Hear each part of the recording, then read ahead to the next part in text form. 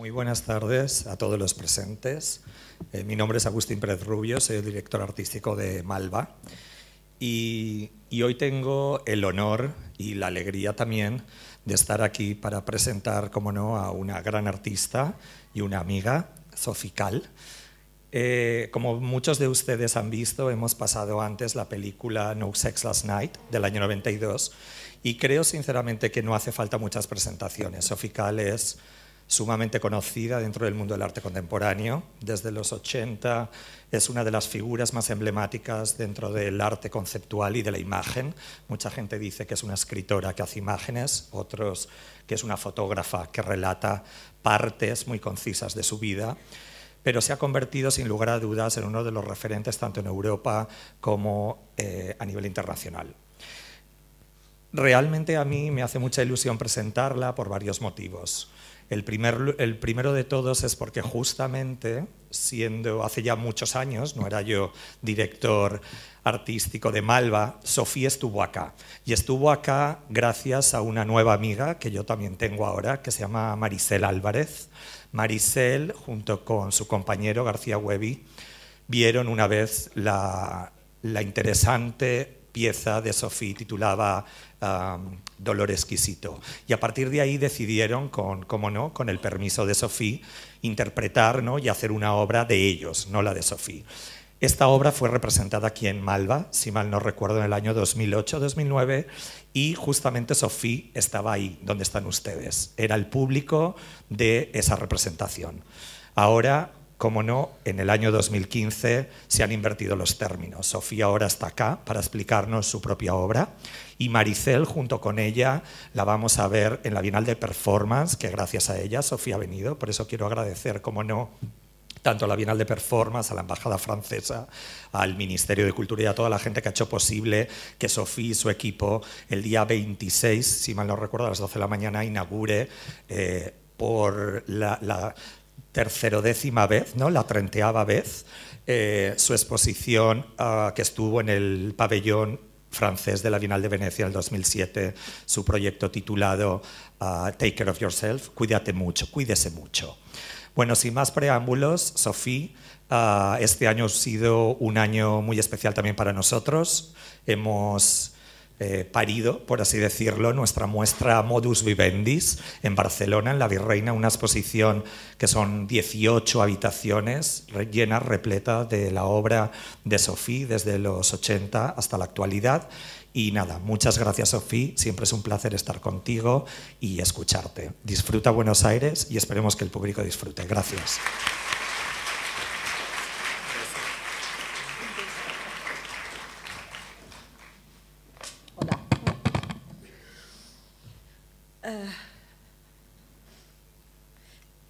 Bueno, nunca sé si tengo que empezar al principio o si ustedes conocen todo y voy al final, porque ahora con mi edad en 1 hora y media no puedo contar todo, tengo que escoger. Entonces, quieren que quizás hago el principio con mucho más prisa y después desarrollamos con el tiempo que queda, el resto. También conozco bastante bien mi trabajo y me aburro un poco, entonces prefiero que cada 2 o 3 proyectos me piden unas preguntas para divertirme también un poco yo. El primer trabajo, yo no sabía qué hacer de mi vida. Yo era perdida, había viajado 7 años por el mundo y regresé en París porque mi padre me había hecho la propuesta de ayudarme si yo sabía qué hacer y quería hacer foto, entonces regresé en París, pero yo no conocía París, me había ido demasiado tiempo y yo era un poco deprimida, entonces empecé a seguir la gente, no para ser artista, pero más bien para encontrar a mi ciudad y ver dónde iba la gente. Y como yo no tenía la energía cada mañana de levantarme, era una manera de utilizar la gente como motor para mis días. Entonces seguía cada día a gente diferente no porque me gustaban, pero por un resto, por una casualidad así. Y un día sigue un hombre que he visto de nuevo en la calle el mismo día. Y yo he pensado que esto era un signo bastante fuerte para quedarme con él. Y supe por escuchar su conversación, porque era en un sitio, en una inauguración, que iba a Venecia. Entonces estuve a Venecia y lo he buscado llamando los 200 hoteles de la ciudad hasta encontrarlo. Y hice un trabajo que se llama Suite Vénitienne, que de cierta manera yo no lo hacía por razones artísticas, quizás de manera inconsciente, porque mi padre era coleccionista y yo quería seducirle y había mirado lo que había sobre sus paredes, había mucha fotografía con texto y creo que para seducirlo me pareció que era la manera más corta. Entonces, esto es este primer trabajo. Inmediatamente me han acusado de introducirme en la vida personal de alguien. Entonces, lo enseñé la primera vez bajo la forma de un confesional. Yo contaba mi historia sobre este hombre y la gente lo escuchaba en este confesional. Hice una otra versión de este trabajo más tarde con foto y texto. Como lo he dicho, paso rápidamente. Si quieren saber más, me lo pedirán. El segundo trabajo tiene algo en común con este. Es de no saber lo que yo hacía. Yo quería desarrollar las fotos. Yo compartía un pequeño estudio con una amiga mía. Ella tiene el material y yo el estudio. Y un día regresó en mi casa y quería dormir porque había trabajado toda la noche. Me pidió si podía dormir en mi cama. Hizo un comentario sobre el hecho que la cama era tierna.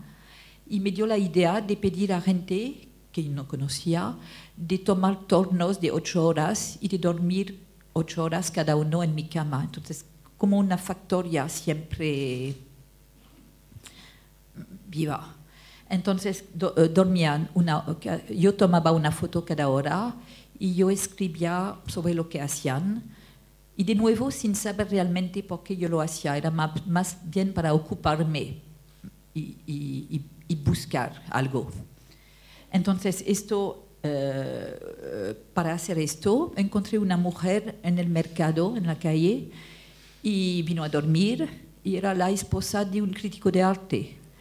Y habló de esto con él. El día, cuando se terminó, él me vino a ver, me pidió si yo quería enseñar esto a la Bienal de los Jóvenes en el Museo de Arte Moderna en París. Y de cierta manera es él que decidió que yo era artista, por invitarme. Entonces, después de este trabajo, todo lo que hice era consciente. Es lo que cambia. Durmientes. Y esto es mi primer trabajo consciente. Me habían invitado para enseñar este trabajo de los durmientes en Nueva York. Era una exposición de franceses.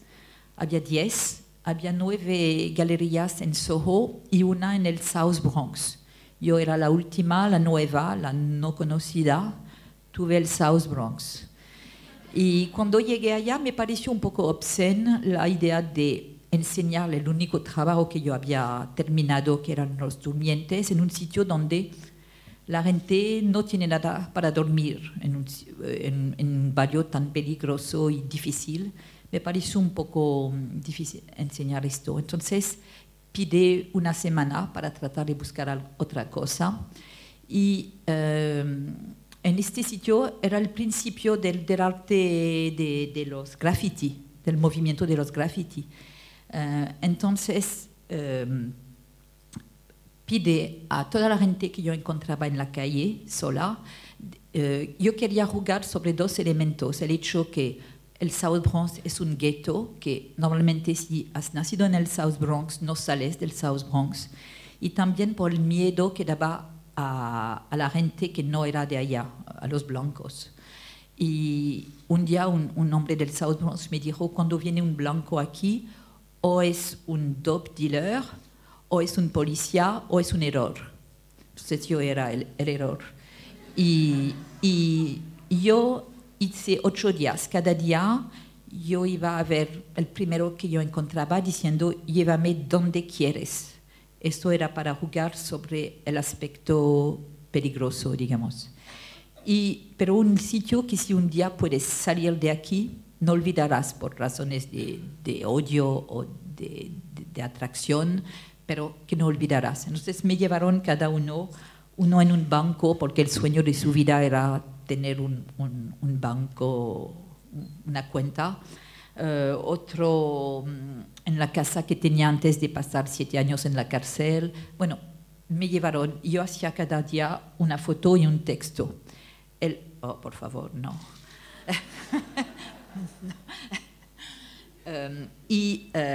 La noche antes de la inauguración entraron jóvenes y toda la galería del techo al suelo la pusieron graffiti. Y cuando llegué el día siguiente, bueno, el trabajo era mucho mejor con sus graffiti que antes, entonces estuvo una buena sorpresa. Y esto es la pared de este sitio. Sigo rápido así, un poquito, 1 o 2 más trabajos si me paran, por favor.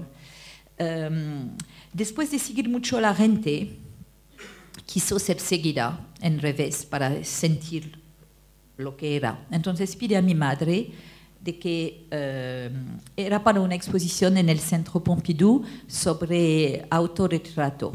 Entonces, para hacer este autorretrato, pide a mi madre de tomar un detective privado para que me siga. La idea era de hacer una comparación entre mi visión de media, que es la parte de arriba, mi autorretrato y la descripción de todo lo que hice, y la parte de abajo es la descripción del detectivo que mandó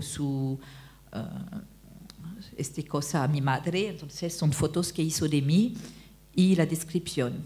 Era muy interesante de ver cómo se hacía el punto de interés del mismo momento, totalmente diferente.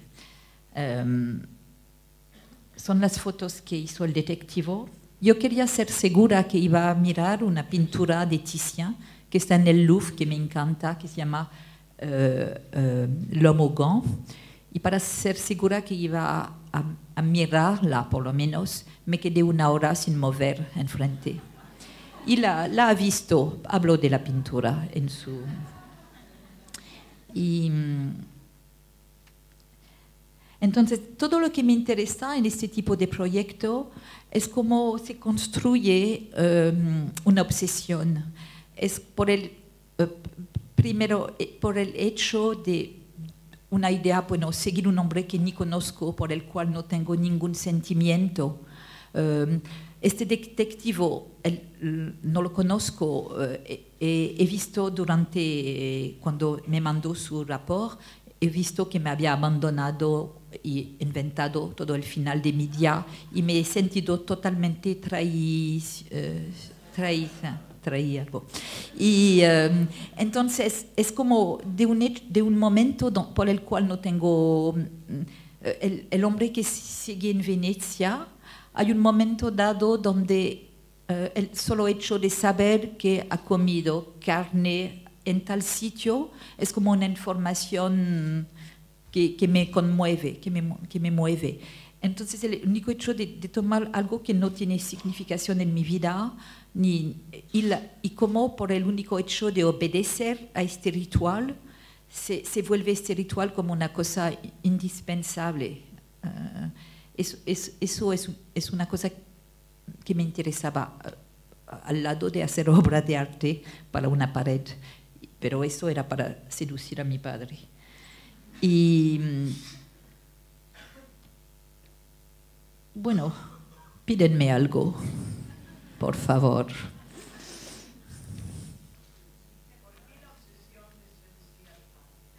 ¿Por qué la obsesión? Porque mi padre se murió hace un mes y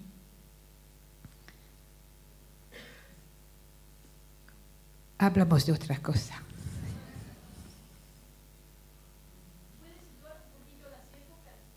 Empecé en 79, cuando sigo a este hombre en Venecia, 79, y Los Durmientes es un mes después, bueno, uno abril, uno mayo, marzo, y rápido, sí. Y sí, yo era bastante prolífica.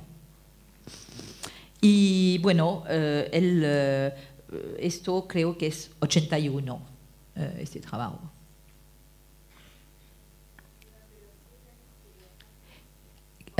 No te oigo y los otros tampoco, creo. Perdón, sí, intervengo un momentito porque lo ideal sería que esperen el micrófono, por favor, para formular las preguntas. Si oigo, o si repito. no, puedes reformular vos la pregunta. Sí, dime. Gracias. Lo que era. ¿Más fuerte? Los 7 años que viajé, ¿qué? Bueno, yo viajaba a México, por eso hablo un poco de español. Un año día por día. Líbano,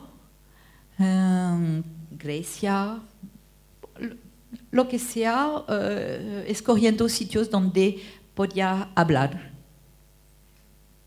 Bueno, donde yo tenía una posibilidad de hablar con la gente. Entonces, español, inglés. Acá, ¿qué tal?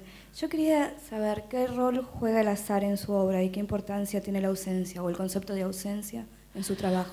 En mi trabajo hay por todos lados la ausencia. Un hombre que no conozco, que sigo, gente que están en mi cama pero con la cual no tengo relación, mi madre que se muere, trabajos de los cuales lo que voy a enseñar ahora para la Bienal de Port-Fermont es un hombre que se va.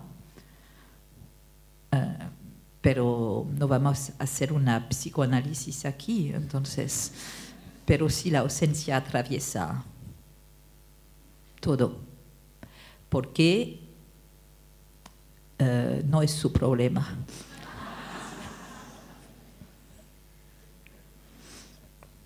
Hola, buenas noches. Sí. ¿Qué artistas te gustaban por estos años? Yo no conocía el arte cuando empecé. Yo entré por primera vez en un museo de arte contemporáneo para enseñar a los durmientes. Tuvo mi primer paso adentro.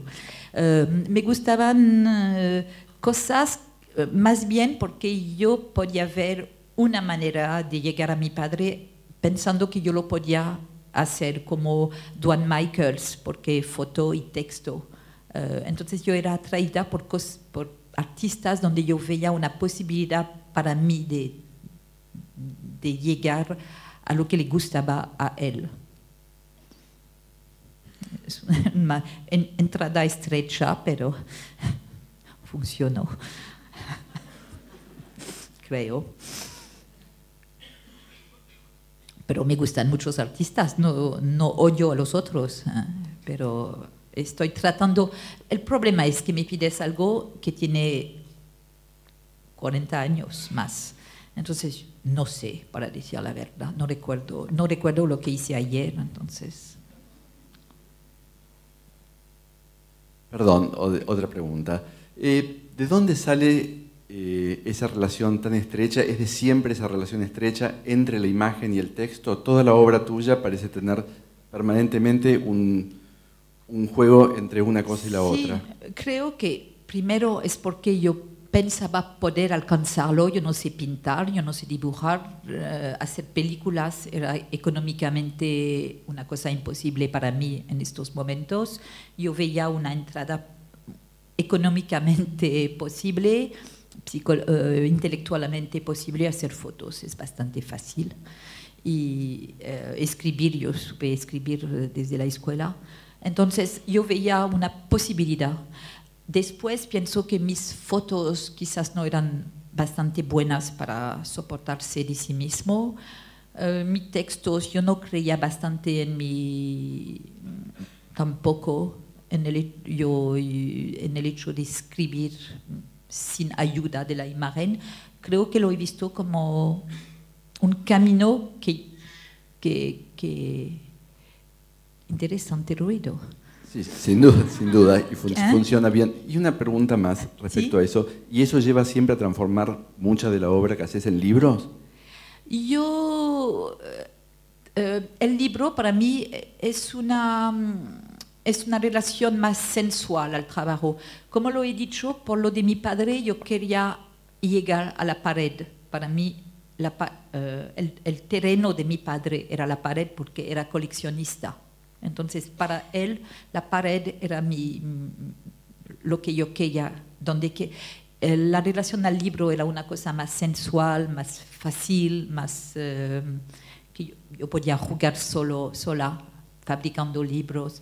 Entonces, por eso creo que hice el libro para mí al principio y la pared para él.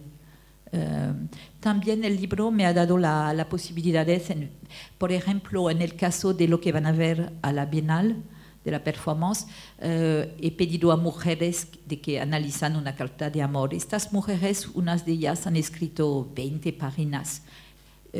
Yo no podía utilizar este material en la pared porque es muy difícil escribir para la pared. Hay que tener un lenguaje económico corto. Es mucho más difícil para mí escribir para la pared que para las páginas. Entonces, el hecho de siempre hacer los dos es una manera de tener la posibilidad de trabajar para la pared, cortando el texto, jugando con el texto, sin traicionar al texto.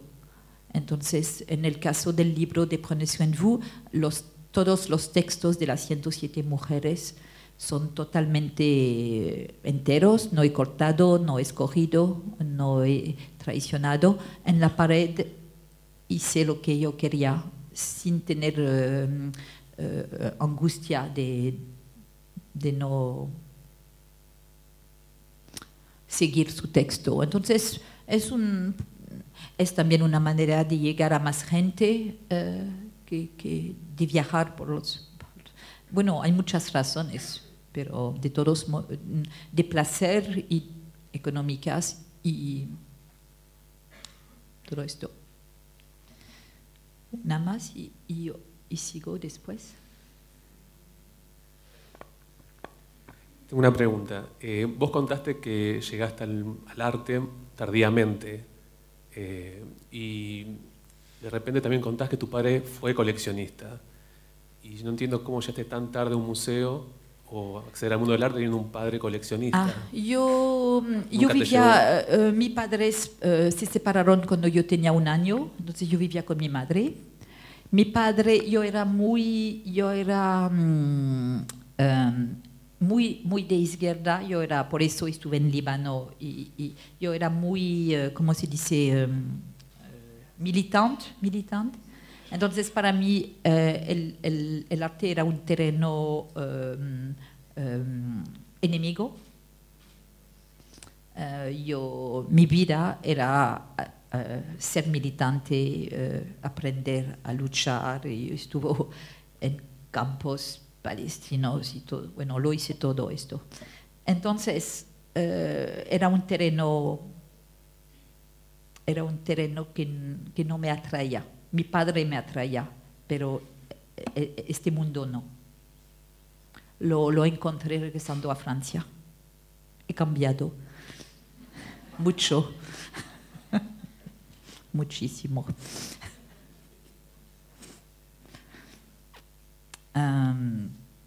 Entonces, este trabajo lo hice, muchos proyectos vienen uno por el otro, siguiendo la gente quiso ser seguida. Siguiendo a este hombre en Venecia, yo podía ver dónde comía, seguirlo en la calle, todo, pero yo no podía ver su cuarto de hotel. Entonces tuve la idea de, cuando él se fue de Venecia, que yo lo supe, sería demasiado largo, pero estuve mejor detectiva que el que me sigo. Y entonces no quería alquilar su cuarto de hotel, pero ya estaba reservado. Entonces me dio la idea de regresar a Venecia, porque es allá que yo había tenido la idea, y hacerme camarera en un hotel. Entonces he necesitado un año para encontrar el trabajo ese, y me hice camarero para un mes en este sitio. Digo, verdadera camarera. Y la idea era de limpiar el más rápidamente posible y estudiar cada cuarto. Yo personalmente, cada vez que duermo en un cuarto de hotel, siempre me pidió quién durmió al lado mío el día antes, y siempre me invento historias con los fantasmas, los fantasmas de mi cuarto. Entonces me interesaba cómo escribir la historia de un cuarto de hotel a través de toda la gente que no se conoce, pero que se sigue, se cruza sin saber. Entonces yo tenía 12 cuartos y yo escribía todos los días, fotografiando todas las pertenencias de la gente. Y tratando de imaginar cada persona que yo no veía a través de esos objetos, notas, cosas que dejan en un cuarto, y hacer el retrato ausente de la persona ocupando el cuarto. Entonces, cada díptico, la parte de arriba es la foto del cuarto, mi descripción y lo que he fotografiado abajo. Y lo que tengo yo pude hacerlo, estábamos un team de 2 en este hotel, yo pude hacerlo porque la otra limpiaba cuando yo hacía esto. Y me dijo la mujer esa que cada camarada, cuando empieza, hace lo que hago. Después se cansa, se olvida. Entonces ella se recordaba de sus memorias de joven camarera por ir por adentro. Entonces, aquí son. Después de esto me invitó a un periódico que se llama Liberación, y me han dado una página cada día durante el verano, para hacer lo que yo quería. Para los a quien no les gusta lo que hago, es el momento de atacar, porque es el proyecto más polémico que hice. Entonces, si hay algunos enemigos, que siempre está bien, es el momento. Yo encontré una libra de telefónica en la calle, y decidí de hacer el retrato de esta persona que tenía el nombre sobre la primera página. Y yo estuve a ver cada persona que estaba en la agenda, pidiéndolos de hablar del propietario. Entonces era como un retrato, como un puzzle, como a través de la descripción de cada uno. Entonces, a veces había gente que lo conocía muy bien, que no quería hablar realmente, pero que me decía que, por ejemplo, vivía en tal barrio o que tal chiste le hacía reír. A veces era gente que no lo había visto desde muchísimo, como el electriciano o que describía el apartamento. Entonces era un retrato a través de cada visión dependiendo de la relación que tenían con él. Y yo hacía una foto al día y, por ejemplo, cuando yo iba a la casa de alguien que me decía, cuando viene aquí le gusta sentarse sobre esta silla, yo fotografía la silla. Todo dependía de lo que querían decir y cómo aproximarme de él. Tuve mucha suerte porque después de una semana, cuando llegué a encontrar en la agenda a su mejor amiga, él se había ido para 3 meses en Laponia, al fin entonces yo no tenía más el miedo de que él me abre la puerta. Entonces pude seguir mi búsqueda. Me enamoré totalmente de él, me gustaba todo sobre él, sus amigos, sus barrios, sus gustos, lo que leía, sus chistes. Yo pensaba que iba a regresar y iba a ser la más bella historia de amor. Y todos sus amigos, muchos me decían que normalmente no les gustaba tanto traicionarlo. Estoy diciendo 3 veces traicionar. A ver si sigo. Pero que lo hacían porque era perfecto para él, que le gustaría mucho. Entonces empecé a soñar que le iba a gustar, que iba a regresar. Bueno, no se pasó así. Regresó, estuvo súper enojado y decidió de hacer un juicio. Pero yo no era, desde la ley, yo no era culpable, era el periódico. Entonces, finalmente con el periódico encontraron un acuerdo. Si el periódico, porque yo nunca he dado su nombre, yo hablaba de él, pero yo no decía quién era, solo sus amigos sabían que era él, la gente que leía el periódico ni sabían si era... Y estuvo interesante por lo de la vérité, ¿cómo se dice? ¿Verdad? El hecho, porque este periódico es un periódico de izquierda muy, con una ética y muchos periodistas no entendían por qué como artistas yo tenía el derecho de investigar sobre su vida sin su conocimiento. ¿Sí? Eso. Y porque ellos como periodistas no lo podían. Hay unos que pensaban que todo esto era una ficción, que no existía este hombre, que yo estaba inventando una historia. Entonces hay unos que les gustaba el proyecto porque pensaban que era la verdad, otros que les gustaban porque pensaban que era la ficción y el contrario. Entonces era muy interesante porque había esta relación al trabajo totalmente dirigida por el hecho de saber si era ficción o realidad. Y cuando el hombre regresó y decidió hacer su juicio, pidió de dar su nombre y de hacer una respuesta. Entonces, el hecho que no era ficción, pero realidad, se apareció. Entonces, la gente a quien le gustaba el trabajo ya no le gustaba. Era interesante, para mí era nuevo esta relación con el público, digamos, sobre el hecho de decir la verdad o hacer una ficción. Y finalmente, bueno, escribió un texto con su nombre diciendo que no era John Doe o Mr. X, pero él.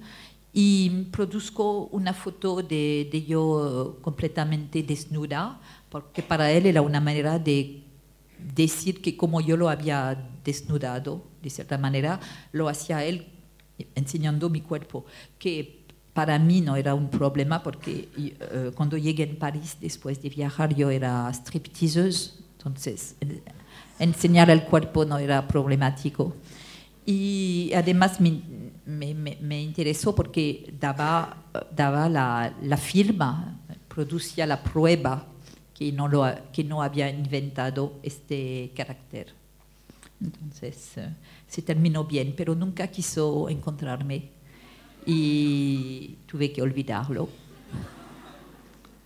Que es más fácil olvidar a alguien que no conoces. Y también es una cosa que me interesa en este tipo de proyecto, es que yo me siento en las relaciones amorosas o lo que sea, yo me siento... me parece que siempre soy la que sufre, que quizás no es la verdad, pero es lo que siento. Y en este tipo de fabricación de una relación con alguien que no conoces, puedes totalmente investirte, amar a la persona, esperar y producir sueños, pero al mismo tiempo puedes decir, bueno, voy a amar a este hombre del lunes 16 de marzo a las 8 y terminaré en enero, porque es como la producción del trabajo, pero que también da emociones, pero emociones que puedes controlar casi bueno, sí, controlar. ¿A usted un poco? ¿No? ¿Qué? ¿Qué no? ¿Yo? Muy bien, ¿que sigo? Bueno, una pregunta quizás. 84 los hoteles, 89 creo que Liberación. ¿O 84 también? No sé. No sé. Preguntas sobre fechas o técnicas,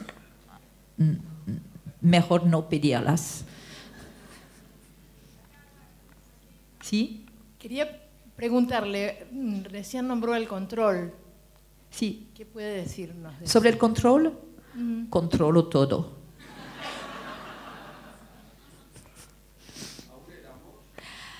El amor, no por lo que he dicho un poco antes, es por miedo de no controlarle tanto. Bueno, ahora lo controlo mucho mejor. Bueno, si no lo controlo ahora, no lo controlaré nunca. Entonces, pero por no controlar el amor he fabricado este tipo de emoción. Pero ahora lo controlo bastante bien el amor. Una pregunta. ¿Qué? Hablaste de la militancia o de vos como militante en tu juventud en esos 7 años. Me gustaría saber en qué se transformó esa militancia y en qué cambiaste. Bueno, se transformó, todo no se tiene que utilizar, estuvo importante para mí y no lo utilizo ahora. Quizás es una cosa, quizás es porque es importante que no lo he utilizado. Es una de las pocas, yo utilizo todo, mi madre que se muere, mi novio que se va, utilizo todo. Nunca utilicé la militancia y quizás es una prueba de la importancia, bueno, no de la importancia, pero del aspecto que por una vez que no lo he utilizado, está bien que tenga pocas cosas en mi vida que no utilizo. Yo quería ser un artista, digamos, militante, yo quería, al principio cuando empecé, yo pensaba, no funcionó nunca, cada vez que tuve una idea más directamente política, algo no funcionaba. Hice 1 o 2 trabajos que creo que están en pero no funcionaba. Tomé un otro camino. Y, ¿hablar de qué? Sí, pero hablo de utilizarlo directamente. Que era lo que yo quería al principio. Yo quería hacer un arte militante, que no creo que es lo que hago.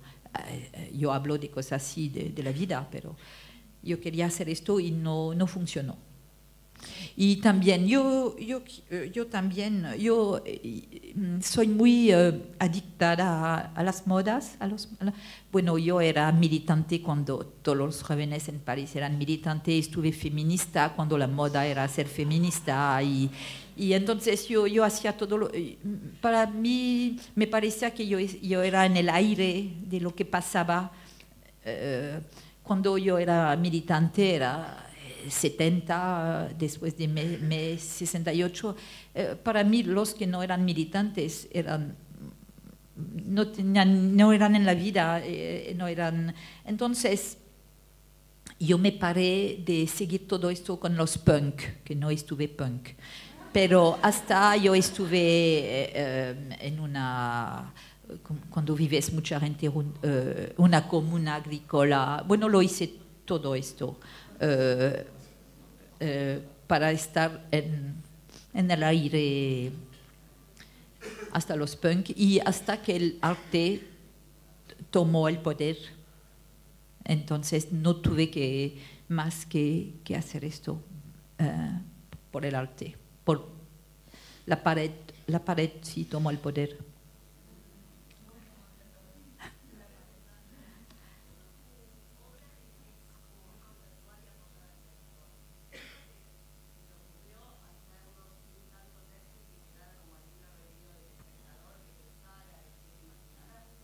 Es que no, perdona, pero no oigo nada. No, es que no entiendo, no oigo. ¿Cuál pensás que es la relación entre el sufrimiento y la creación artística? Bueno, sí, por ejemplo, en la película, no sé si lo han visto todos, habla de un hombre que se va, un coche que se para y que no funciona, una relación que está miserable. Si este hombre me había amado, que el coche funcionaba bien, que todo iba bien, creo que nadie se habría quedado la película, afortunadamente, quizás, pero entonces sí, cuando vives algo feliz, lo vives, no necesitar yo yo no hago lo que hago por razones terapéuticas. Si quiero estar mejor, no me busco un novio siguiendo hombres en la calle. No. Entonces no lo hago para ir mejor. Es la cereza sobre la torta, pero no es el motor, no es de orden terapéutico. Pero funciona el aspecto terapéutico porque es una manera de tomar distancia con un hecho, con un dolor, con lo que sea. Entonces sí, un momento doloroso, el hecho de hacer un paso de lado, de mirarlo, de describirlo, de jugar con él de manera obvia, vas mejor. Cuando, por el trabajo que estoy enseñando a la Bienal, que se llama Cuídese mucho. No lo describiré mucho porque lo van a ver, espero. Es sobre una carta de despedida de un hombre.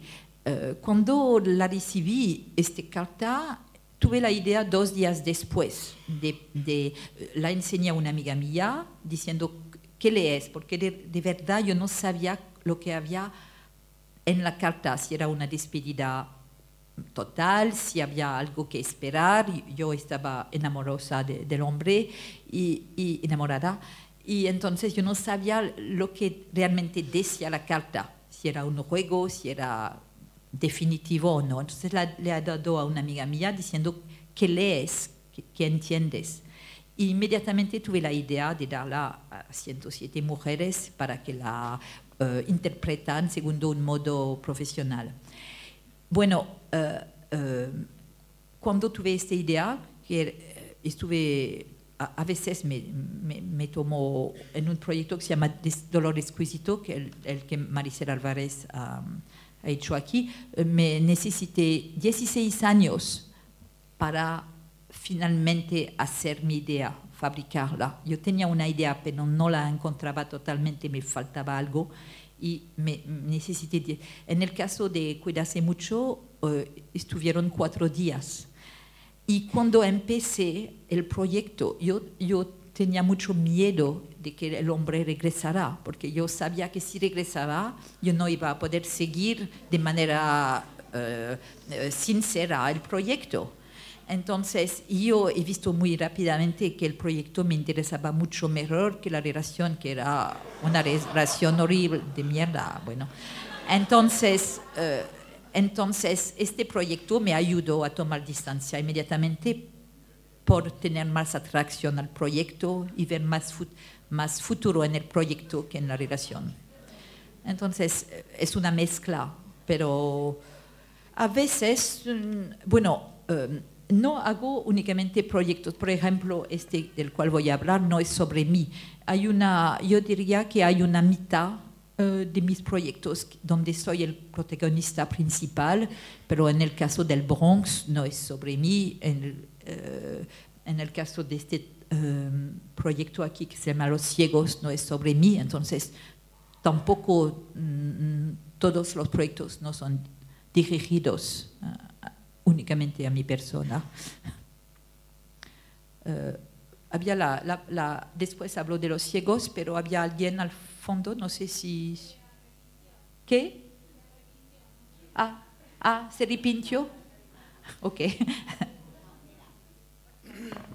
el micrófono, por favor.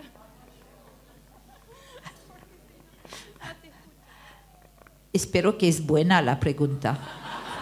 No, seguramente no. Y es más, un poco ya la respondió. Todos los trabajos que haces son conceptuales, que tienen que estar apoyados por texto. ¿Nunca pensaste en hacer uno, dejarlo que la gente interprete lo que ella quiere sin estar tan dirigido con las cosas que vos pensás? Toma, cuídese mucho, no hay ni una sola palabra mía. Tenés razón, sí. Ni una sola palabra mía. Sí. Y me interesó, cuídese mucho, porque he perdido el texto por primera vez.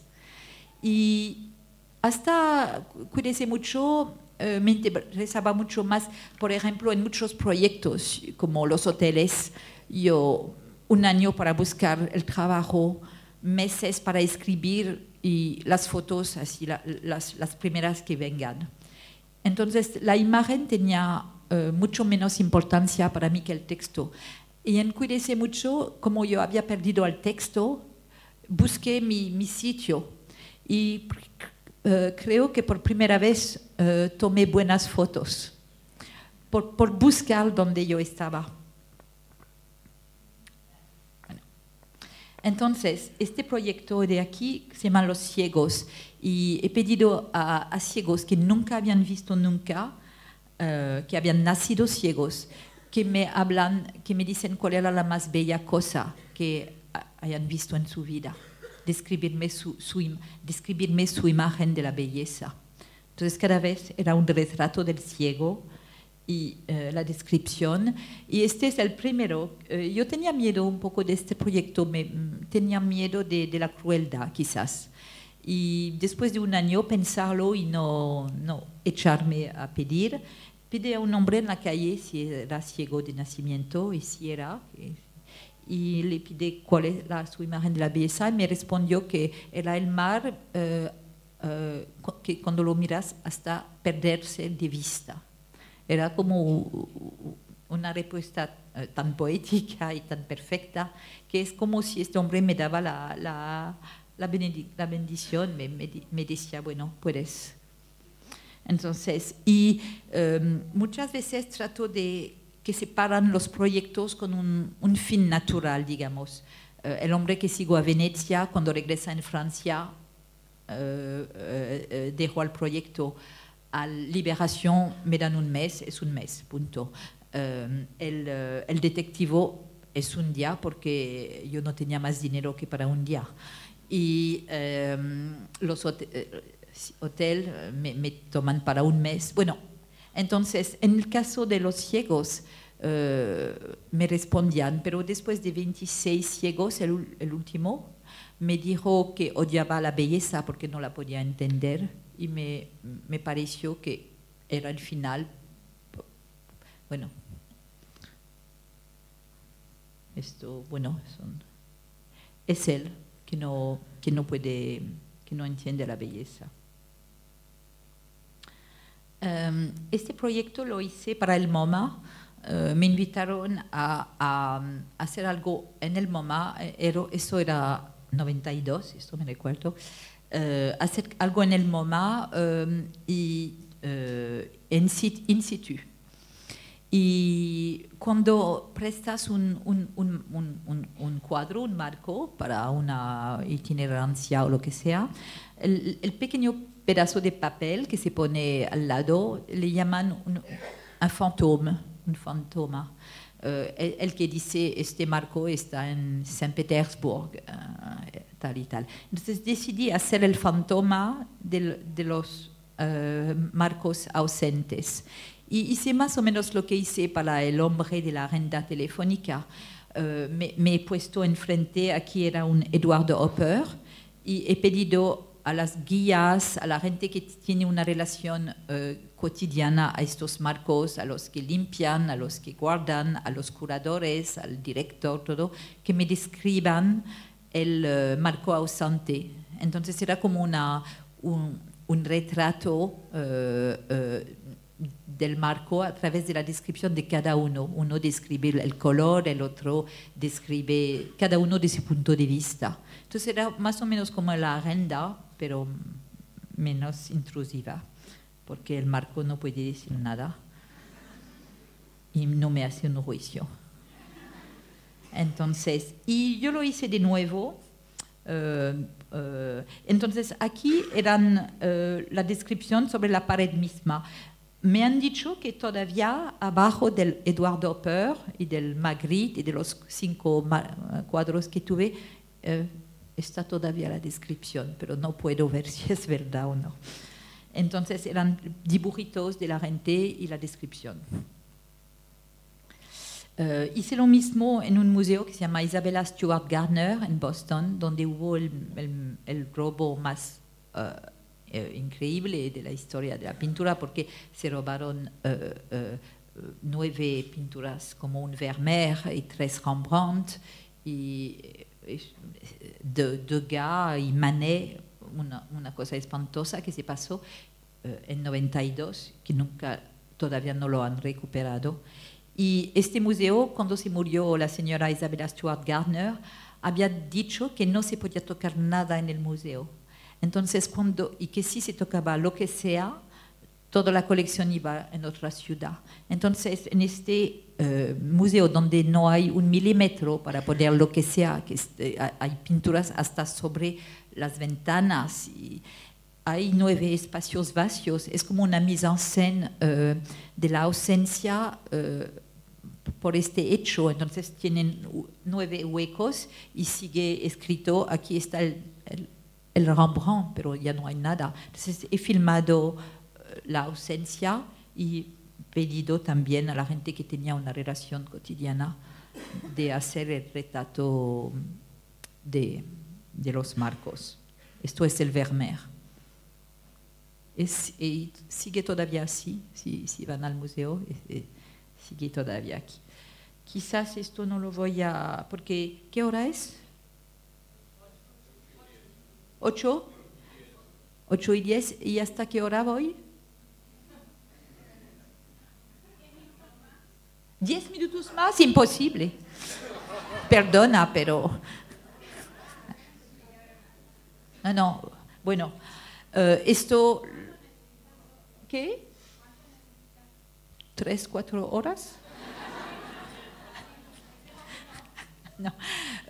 Este es un trabajo que hice con el escritor Paul Auster, que escribió un libro con Leviathan y me usa como carácter en su libro. Fabricó un personaje que se llama María, que sigue a la gente, que está camarera, que, bueno, solo un capítulo.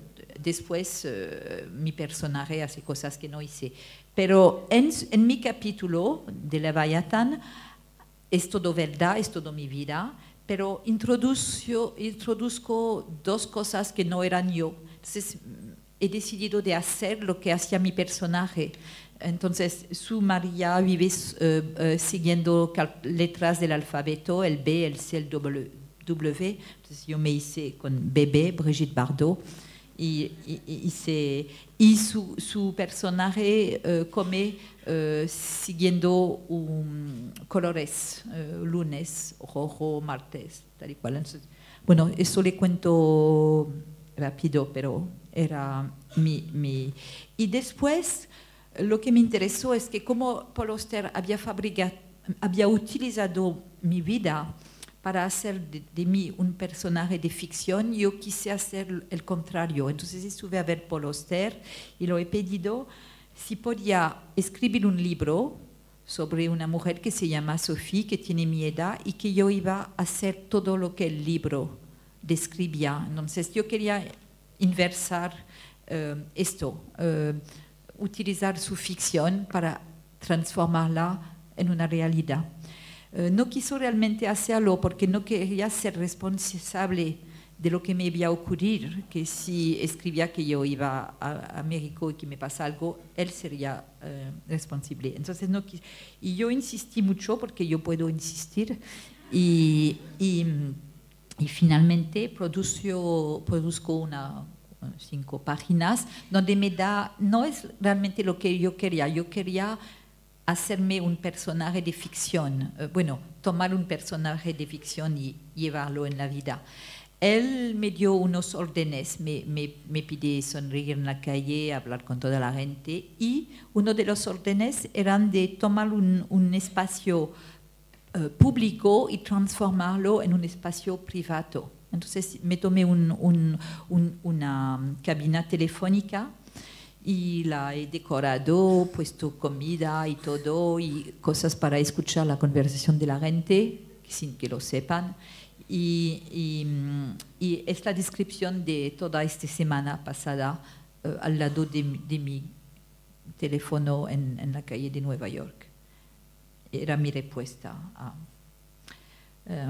Eso es más o menos, no es muy serio, pero recibí una carta de un hombre y a veces respondo cuando me gusta el estilo. Y este hombre escribía muy bien, me gustó mucho cómo escribía, y me estaba contando que se había despedido de su esposa, que era muy infeliz y quería pasar este momento de duelo en mi cama. Yo tenía a alguien en mi cama y él vivía en América, yo en Francia. Me parecía un poco difícil decirlo de venir, si era estudiante, que no tenga dinero, no sé qué, y mirarlo y que no me guste, decir no, gracias, y que haya hecho todo este viaje, me parecía difícil. Entonces, pero me gustaba mucho su carta y cómo escribía, entonces busqué cómo responder sí, y tuve la idea de mandarle mi cama en América. Entonces le mandé todo. Cuando digo cama no es solamente lo de arriba, es toda la estructura, lo mandé todo. Y lo recibió y parece que le pareció normal, no sé, me escribió una carta diciéndome gracias y después yo le había dicho que cuando se terminaba el duelo yo quería recuperar todo. Entonces un año después me escribió diciendo que estaba mucho mejor y yo podía recuperarlo. Entonces esto es mi cama en su casa. Me mandó fotos de mi cama y me escribía cada semana para darme novelas de mi cama y lo que pasaba. Y ahora esto es mi cama y las 5 fotos de mi casa hasta la suya. Este es el dolor exquisito del cual hablábamos sobre Maricel Álvarez, que con Carlo Emilio Huebi lo han hecho obra de teatro y así vine aquí por primera vez. Y es un proyecto que hice, yo había ido a Japón y era un viaje que yo temía mucho hacer porque el hombre con el cual vivía me había dicho que si yo me iba a dejar. Y yo quería ganar, yo quería irme y no perderle. Y he perdido. Pero entonces decidí ir, pero este viaje era muy angustioso para mí. Y también era una beca para ir a América. Y también yo temaba que ir en un país que me gustaba, donde tenía amigos, iba a aprovechar el dinero y no hacer nada. Entonces me busqué donde yo podía ir en un sitio que no me gustaba de nada por poder decir estuve allá por lo de la beca. Y a este momento no me gustaba Japón, que he cambiado de idea mucho, pero entonces decidí ir allá. Y después el miedo de estar allá 3 meses me pide como ir lo más despacio posible. Entonces estuve en el tren. Entonces me tomé un tren de París hasta Japón y cuando es demasiado largo, quizás abandono esto.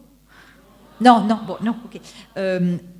Bueno, me dejó el hombre, voy corto, me dejó y he odiado este viaje, porque para mí el viaje era culpable, me había dicho que me dejaba si yo me iba. Entonces he decidido y cada vez que alguien me pedía cómo estuvo mi viaje, porque era muy exótico, Japón, el tren, todo, como yo lloraba en los bares, hasta gente que yo no conocía me decía, ¿por qué lloras? Yo he decidido contar mi viaje, pensando que si yo lo contaba siempre, cada día, sin parar, yo me iba a aburrir yo misma de mi historia por contarla sin parar. Entonces he decidido de cada día contar lo que había pasado. Y la verdad es que el primer día lo cuentas, dura 1 hora y lloras y estás llena de detalles y todo. Y después de 60 veces que cuentas la misma historia, se hace muy corta, económica, y me dijo esto y me dejó. Y la historia... Entonces, en cambio, había decidido pedir a la gente que me cuenta cuál era, porque yo he pensado en este momento que nunca había sufrido tanto. Entonces, hay un dolor exquisito, es un término medical. Un dolor es el más fuerte cuando te cortas el brazo. El dolor exquisito es donde te lo has rompido, es el punto preciso del dolor. Entonces yo pensaba nunca haber sufrido tanto. Entonces pedía en vez a la gente que me cuentan su dolor exquisito, el momento más difícil. Y he pensado que yo iba a hacer esto o hasta que yo me canso de mi historia o hasta que su historia sea tanto peor que la mía que tengo un poco de vergüenza. Y es lo que pasó, la conté por 3 meses. Y un día me había cansado, la historia del otro era horrible y así lo dejé. Entonces lo enseñé el trabajo a través de 2 momentos, uno que era en compte à rebours, cuento 88, enseñando todas las imágenes de mi viaje de 92 días antes del dolor, 90 días antes del dolor, 80 días antes del dolor, hasta el momento del dolor. Entonces, esto era en una dirección. Y el otro, esto es el intercambio de historias. La historia en blanco, escrita en gris, todo esto no se ve muy bien, no, bueno, pero son bordados. Entonces, en el blanco es un bordado gris sobre tela blanca y la historia mía era bordada en blanco sobre gris. Entonces, la primera historia era blanco y muy larga y la historia 90 era gris y muy corta, casi no se podía leer. Entonces, se desaparecía también en términos visuales la historia. Y es el intercambio de cada historia. Para mí es siempre la misma foto y para la gente yo trataba de hacer la foto correspondiendo al episodio que me estaban contando. Soy amiga del arquitecto Frank Gehry y él me fabricó para una exposición donde no había pared. Toda esta estructura, esto era en Luxemburgo y lo he enseñado sobre su estructura. Esto es porque prefiero contar cosas un poco más recientes, por eso quiero pasar, porque tengo que escoger. He dormido al sommet de la Torre Eiffel, me han dejado dormir. He pedido a gente que me cuentan historias para que no me duermo. Y he pasado una noche, soy la única persona en el mundo que ha dormido allá. Esto es lo que no les voy a contar porque es el proyecto que está aquí en el BP 15. Entonces no le voy a contar porque tienen que hacer un esfuerzo e ir.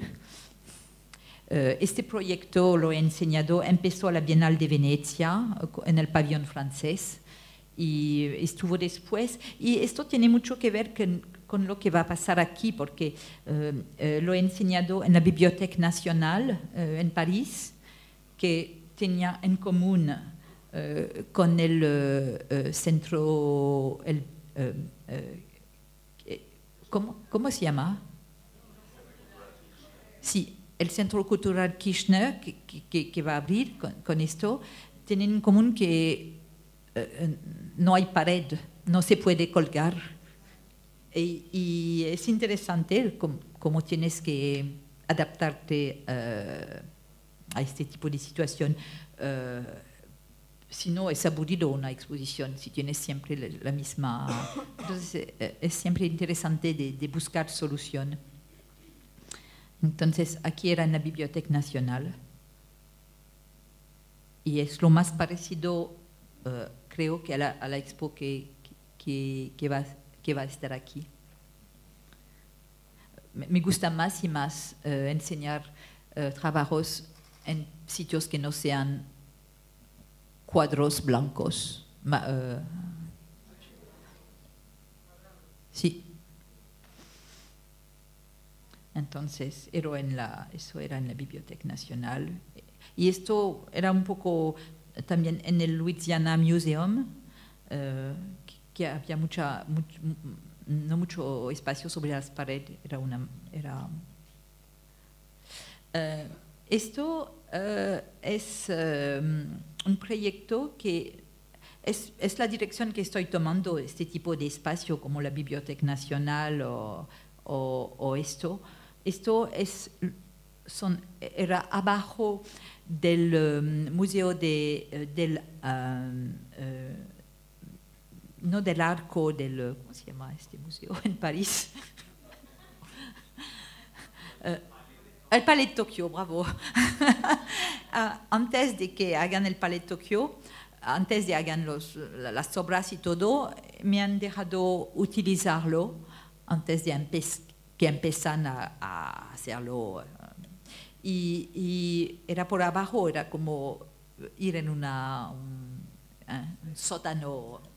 Y mi madre venía de morir. Eso era en 2005.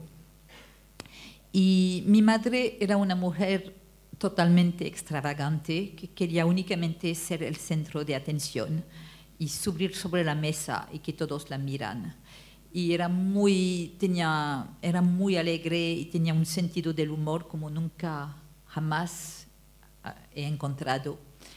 Y era muy infeliz porque quería ser mi personaje principal, quería que la filmó y yo no hacía nada con ella. Y yo no hacía nada porque era aquí, estaba conmigo. Me interesa más la ausencia. Entonces yo hacía pequeñas cosas, pero no bastante para ella. Cuando se murió, decidí de quedarme con ella porque sabíamos que iba a morirse en los 3 meses. Y quise quedarme con ella a su lado, entonces, al lado de la cama. Y he puesto una cámara porque me he dado cuenta muy rápidamente que yo no podía estar allá 24 horas sobre 24. Yo tenía que salir a hacer otras cosas, tenía que dormir. Y yo era obsesionada por las ganas de escuchar su última palabra, de saber si tenía una última cosa que decirme. Y entonces casi no me podía mover. Entonces decidí de poner una cámara. No era para razones artísticas, era realmente para cuando yo no estaba.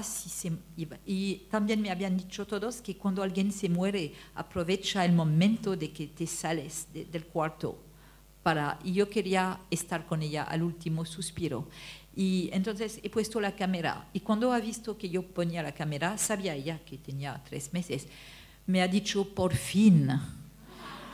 Entonces... Y la cámara se vuelve realmente nuestra amiga, porque era cuando yo no era en el cuarto, para ella yo era con ella, para mí cuando yo no estaba, yo no la dejaba. Entonces esta cámara se hizo realmente nuestra amiga. Y también desplazó la obsesión la cámara. En vez de contar los minutos que les quedaban a mi madre, yo contaba los minutos de la cinta, porque yo tenía siempre miedo de que la hora se termina y perder. Entonces, he totalmente cambiado de obsesión. Y finalmente, cuando se murió mi madre, yo era en el cuarto y la cámara también, porque he filmado los 3 últimos meses sin parar. Filmó todo. Y se murió. Yo no pensaba utilizarlo, pero Robert Storr, que estaba el curador de la Bienal de Venice, este año supo que yo había filmado a mi madre y me pidió de Y yo tenía el pabellón francés, pero me pidió para el pabellón internacional de enseñar la muerte de mi madre. Yo no era preparada de ninguna manera a hacer algo con esto, ni a mirarlo, porque como yo estaba en el cuarto cuando... Pero insistió él tanto, por suerte, yo pienso ahora, para mí, que decidí mirar la última hora de su vida. Y me dio cuenta que como yo podía poner el dedo sobre el último libro que leyó ella, la última palabra que dijo, que era souci, ne vous faites pas de souci, no se preocupan. Sí. Pero yo no he podido ver, porque me había dicho que cuando se iba a morir me había pedido de poner un pedazo de Mozart preciso. Y yo he visto que, y no lo he puesto, cuando se muere tocamos la mano, buscamos, somos 3, y no hemos visto el último suspiro, no, lo hemos buscado y me he dado cuenta, y me tomé 11 minutos antes de poner a Mozart. Y cuando he visto el film, la video de esto, me he dado cuenta de esto, que yo podía poner el dedo sobre todos lo último que había hecho, pero no, había como un momento entre vida y muerte, un no man's land, que no he visto, que cuando se murió no se veía, no lo podía.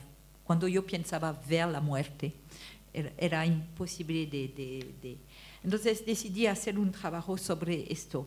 Entonces, todo el proyecto en el Palais Tokyo era sobre ella. Esto es el primero.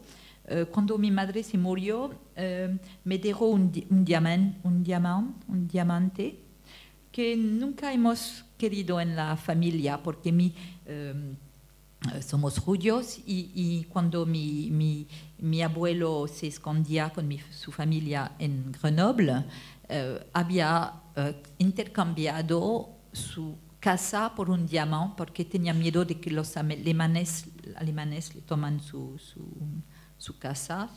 Entonces le parecía más seguro tener un diamante, pero era el diamante del miedo, era muy mal... Era muy mal, económicamente era una muy mala idea.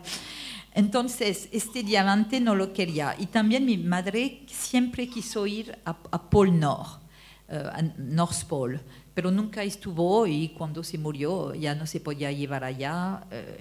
Se murió sin haber ido a Pol Nord. Y me invitaron a Pol Nord y decidí de ir por ella. Y estuve allá con su diamante y he decidido de poner su diamante sobre un iceberg que no se va a ir y despedirme del diamante en un iceberg. Entonces, este trabajo aquí es sobre, el texto está hecho sobre porcelana. Aquí está el diamante pequeño y el collar Chanel de mi madre. Y aquí... El diamante que viaja hasta Pol Nord. Aquí es mi madre, su diamante y su collar que he dejado sobre el iceberg. Y los textos eran sobre porcelana. Y esto es Souci,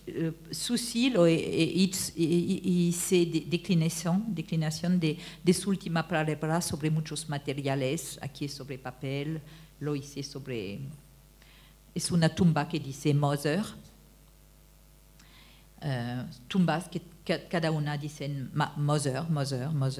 Y al final, cuando mi madre se murió, he pedido a todos sus amigos de que pongan un objeto sobre su cuerpo antes de cerrar la caja.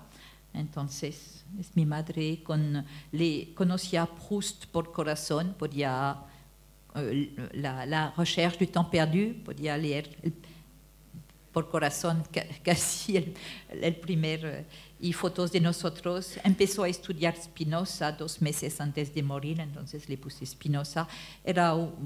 Tomaba muchísimo alcohol, bueno, de la mañana a la noche, pero no era alcohólica, pero el alcohol era una cosa muy alegre en la casa. Y entonces le he puesto whisky, vodka, y un poco de todo, sus zapatos.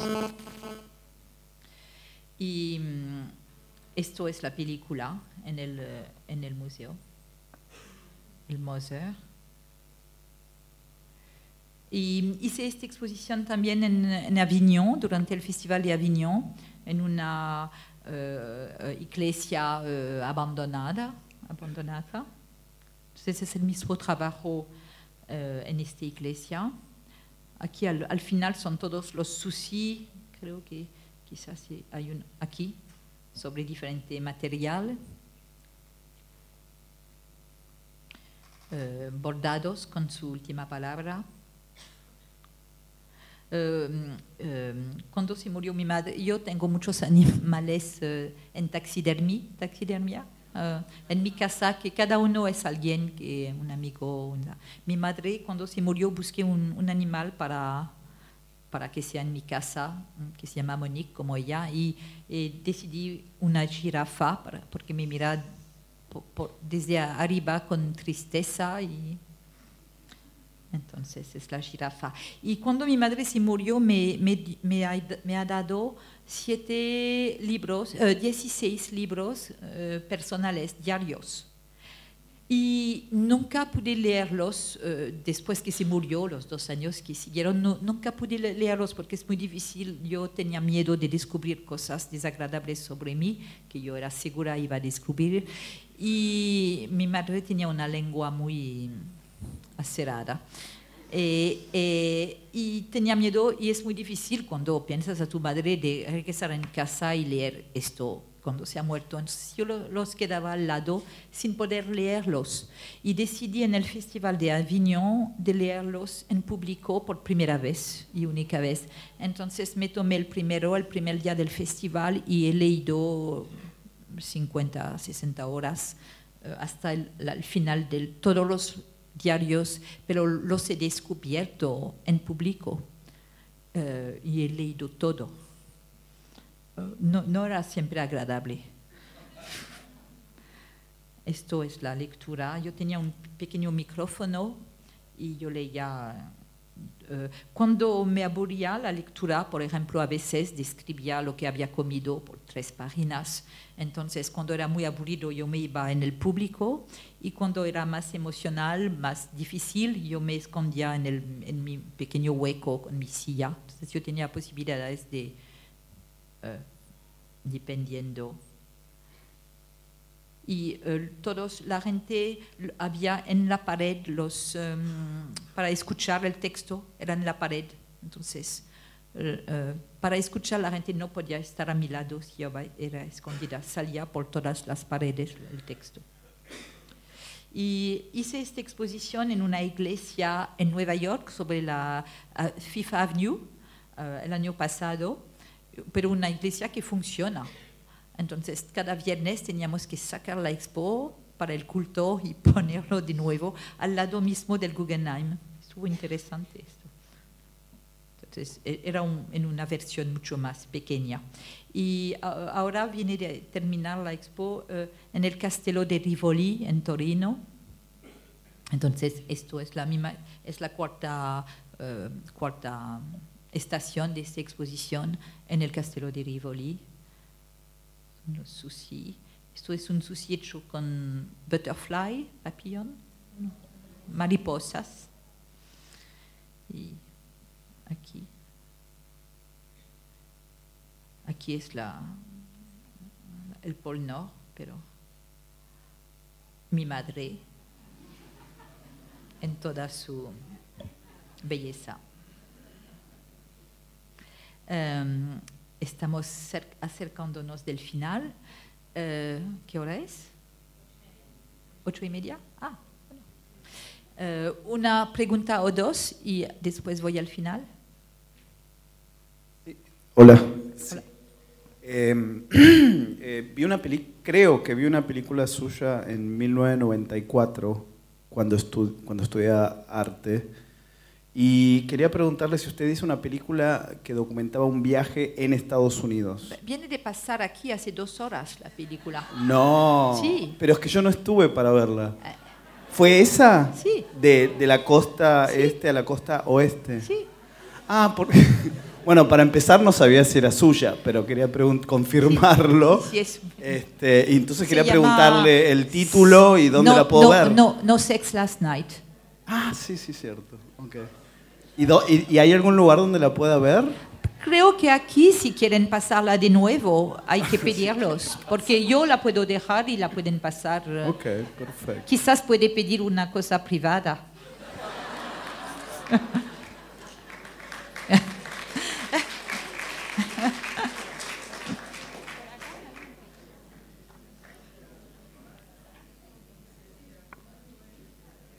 Sí, ¿hay alguien allá?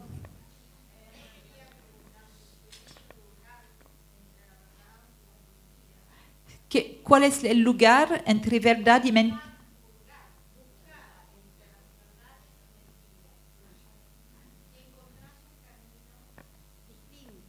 Y yo creo, por lo que veo, que estás encontrando un camino nuevo, hurgás en la realidad, pienso, y además encontrás nuevos lugares que absorben tus trabajos, porque hay mucho más calidez en lo que estás diciendo ahora, que son las verdades, que en aquello que vimos de principio. No sé si será así, pero es mi ¿Que me he puesto cariñosa? Me parecería ser que sí. Esto es un insulto. No, yo diría que esto es una experiencia muy linda que yo sentí de tu trabajo. Cada vez que hablo de la muerte de mi madre, llego al sentimiento. Sí, no, yo pienso que sí, en los lugares y en los espacios que elegís. Bueno, iglesias, en Venecio me estoy poniendo dulce, quizás. Tal vez sí. Puede ser que sí. No sé si es lo que quiero. El tiempo dirá. Ahora lo veo muy bien. Pero de todos modos, sobre la verdad y la ficción, lo que puedo decir es que no es la verdad lo que cuento en el sentido de que, por ejemplo, en la película que hemos visto, aquí No Sex Last Night, cuenta una historia de un año, hubo 40 horas de filmar y se vuelve en una película de 1 hora. Habríamos podido hacer 10 películas que cuentan exactamente cada una el contrario de la otra. El simple hecho de elegir un momento y no contar el contexto es una ficción. Entonces, lo que puedo decir es que lo que cuento pasó. Pero no es la verdad, es un momento dado, estoy tratando de escribir, lo que me interesa más es escribir, entonces busco palabras, busco las que funcionan también como texto, no es la verdad, pero pasó, no es una invención, entonces es entre los dos, es como cada obra. ¿Sigo? Una pregunta. La vida personal como obra de arte, acá. Sí, la vida personal como obra de arte, ¿usted se impone algún tipo de límite más allá de que siempre va a haber un recorte, va a haber una edición, va a haber una mirada sobre aquello que uno toma como hecho artístico? No es mi vida personal, es un momento, no cuento el 99.9% de mi vida. Cuento un momento dado que a veces me toma 15 años para hacerlo. Entonces cuento un momento, no es mi vida, no es un diario, no es un blog, no es mi vida. Para mí no es mi vida personal, no se sabe nada de mi vida personal. Bueno, sí, se sabe que mi madre se murió y bueno, no es mi vida personal. Entonces, no lo veo como mi vida. Es un material y también, como lo he dicho, cuando hablo de los ciegos, no es mi vida, cuando hablo, bueno, casi mitad de todo lo que hago no es mi vida, pero hasta cuando es mi vida, no es mi vida, pasó, pero es lo que vengo de decir sobre ficción. Es un momento que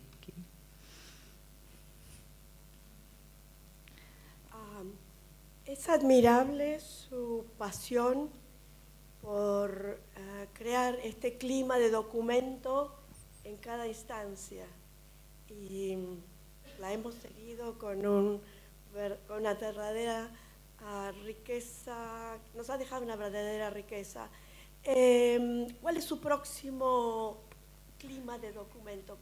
¿Dónde nos va a, con qué otro elemento está ahora jugando? No sé, es difícil porque cuando hice el trabajo sobre mi madre, yo lo hice con ella. No era un acto agresivo de usar su vida. Mi padre viene de morirse y yo quería hacer un homenaje, pero mi padre era exactamente el opuesto, discreto, protestante. Me dijo, cuando hice el trabajo sobre mi madre, que le gustó mucho, me dijo, pero ni nada así sobre mí. Estuvo muy claro, ni nada. Entonces, mi camino está más... lo que me ocupa ahora es mi padre, todo. Por el momento he dejado, yo no tengo proyecto, quizás es el fin, quizás me paro. No soy segura, pero podría ser. A mí me parece que usted no se ha parado y que esta pasión suya por crear el documento, el clima del documento, aún en los casos donde usted no ha vivido, como cuando se vuelve camarera, cuando recurre a otras instancias y reescribe toda una historia, todo un personaje, es una pasión realmente sumamente interesante.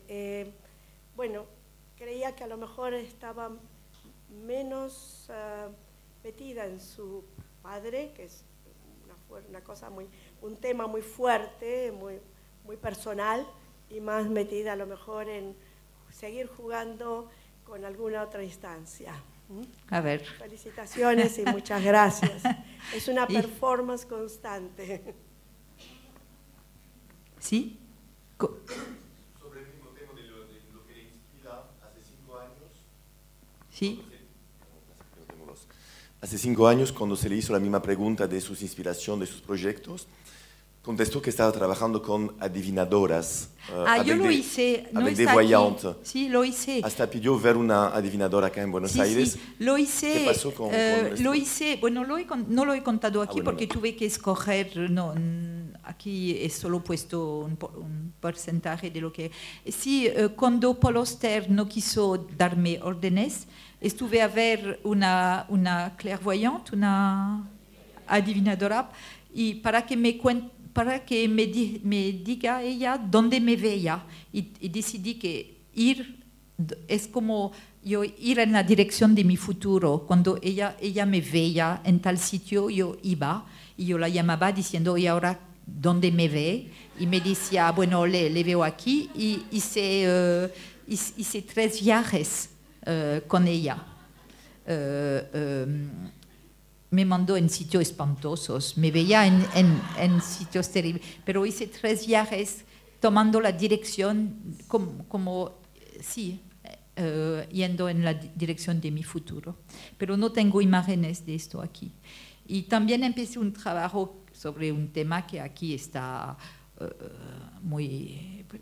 pero no lo he terminado, no sé dónde ir con esto. A veces me toman años proyectos que no encuentro. Empecé un trabajo sobre desaparecidos como hace 10, 12 años en París, pero no desaparecidos como aquí políticos, pero más bien la persona que baja de su casa para buscar cigarros y no regresa. Y empecé a hacer esto con una amiga mía que es periodista, que se llama Florence Aubenas, que es una grande periodista francesa, y me interesaba hacer esto con ella porque yo quería tomar el sujeto de una manera, un lado artístico en contra de un lado periodístico. Entonces hemos empezado a ver gente que de la familia que había desaparecidos, y ella se tomaba el sitio de la familia como explicando lo que hacían para tratar de encontrar al desaparecido, y yo trataba de volverme en el desaparecido como el fantasma en la casa, porque cuando hay un desaparecido en este tipo de situación, quedan su ropa en el cuarto porque no quieren destruirla, porque no saben, y recibe periódicos y tiene cuenta bancaria, y a veces años y años sigue su vida en la casa, pero hasta casi su plato sobre la mesa, pero no está. Entonces yo trataba de ponerme en el lugar yo del desaparecido. Y se pasó una cosa bastante extraordinaria, es que este periodista desapareció. Estuvo detenida, es Florence Aubenas, estuvo rehén por 6 meses. Entonces cuando regresó, porque regresó por suerte, era muy interesante porque cuando se había desaparecido yo hice un comité para influenciar al gobierno, para tratar de ver si se podía pagar, bueno, todo lo que hace uno cuando hay un rehén. Y yo, cuando hicimos el trabajo, yo estaba, él desaparecido y ella la familia, pero cuando ella desapareció, ella se volvió al desaparecido y yo la familia. Entonces, era muy extraño. Cuando regresó ella, no quisimos seguir porque por razones evidentes, y hemos dejado, y yo pensaba ahora regresar a este proyecto sola, porque tengo un material así, y entonces quizás los desaparecidos son mi futuro profesional, no sé. Y bueno, para terminar, esto es un proyecto, es mi primer proyecto sin texto. Bueno, me invitaron a Estambul y quise hacer la otra parte de los ciegos, porque yo había pedido a ciegos que nunca habían visto cuál era su imagen de la belleza, y en este caso he pedido a ciegos que habían visto pero perdido la vista, que me describen la última cosa que habían visto antes de perder la vista. Entonces hice su retrato y me contaron la última imagen. Y se enseñó así. Esto es en Arles, el retrato del ciego, la descripción, y traté de fabricar la última imagen. Pero cuando yo era en Estambul, esto es el proyecto sin palabras, me quedé 3 meses para hacer el proyecto de los ciegos, y encontré en un periódico un artículo sobre gente que llaman los que nunca han visto al mar, porque es gente tan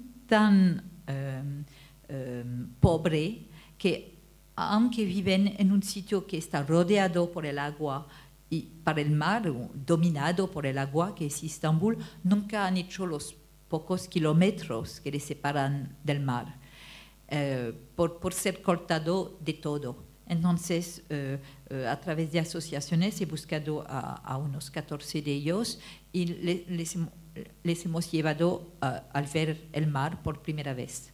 El proyecto de los dos de Estambul, la última imagen, esto lo había llamado por última y primera vez. Eran los dos. Y entonces eran películas donde hemos llevado a la gente sin que vean al mar, la cabeza abajo, y he pedido que abren los ojos, miran el mar, y yo no sabía dónde poner la cámara. Me he dado cuenta que si yo la ponía enfrente de ellos, no es el mar que iban a ver por primera vez, pero mi cámara. Entonces me he puesto por atrás y he descubierto que el atrás dice mucho más, cada movimiento, cada cosa. Pero les he pedido que una vez que habían terminado de ver al mar, que se dan la vuelta para enseñarme estos ojos que han visto al mar por primera vez. Entonces, en cada caso, no son imágenes, aquí son imágenes, pero son películas del tiempo que querían, va de 2 minutos a 5 minutos, y sin palabras, primer proyecto sin palabras. Y aquí es una instalación, no sé dónde, en Arles. Y esto está ahora en la exposición que hemos hecho con Agustín en Barcelona. más que otras cosas. Esto, bueno, no lo voy a contar porque sería demasiado largo. Es una performance que hizo en Avignon. Lo cuento, pero con mucha prisa. Me he quedado 4 días en un hotel, muy buen hotel, en la Mirande, durante el Festival de Avignon. Y sin moverme de mi cama, 5 días más o menos, y he puesto en las paredes del hotel objetos ligados con mi vida, con las historias. Y he pedido a la gente que me cuenta historias al revés de la Torre Eiffel para dormirme. Y es increíble cómo la gente cuenta cosas muy personales, mucho más que yo, porque vienen a la cama y te murmuran cosas terribles, como sobre su esposo que está a 2 metros, y cosas increíbles. Estuvo un cansancio terrible. Yo me salí de estos 5 días, yo era muerta, como si yo había escuchado todo el dolor del mundo, todo estas historias, que sí la gente cuenta cosas muy personales.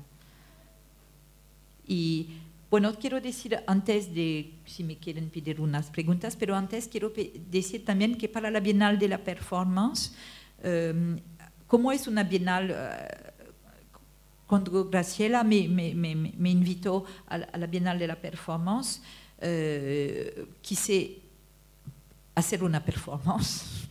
Y al principio habíamos pensado hacer esto, pero como mi padre era muy enfermo, yo tenía miedo de no poder llegar aquí y todo. Entonces, hemos desarrollado esta idea con Maricela Álvarez, que estuvo la curadoria artística y de este proyecto. Es que, como yo había pedido cuando hice Cuídese mucho a 106 mujeres de interpretar mi carta de amor, no había pedido a hombres porque no por feminismo, he pedido a mujeres porque me parecía que como yo había recibido la carta y que era una carta típicamente para mí masculina, realmente la carta de un hombre a una mujer, me pareció más natural de pedir a mujeres de que la interpretan. Y después no quise pedir a hombres porque yo no quería que el trabajo se vuelva en una cosa sociológica, que se hagan comparaciones entre cómo los hombres lo miraban en contra de las mujeres. Entonces pide únicamente a mujeres. Y aquí hemos decidido de pedir a 7 hombres que interpretan la carta. Por primera vez a hombres. Yo tenía la lista de los 7, hay uno aquí, Eduardo Kozarinsky, porque lo hemos hecho ayer, lo hemos filmado, pero va a haber una performance el día 27 en el museo de los 7 hombres, pero como no estábamos seguros de que la performance la podemos, porque después de la performance la idea es de dejar los 7 videos en el museo para que se puede mirar como el resto de las mujeres. Entonces, como no estábamos seguros de filmar durante la performance, porque si hay demasiado gente, hemos filmado ayer las 7 interpretaciones masculinas argentinas.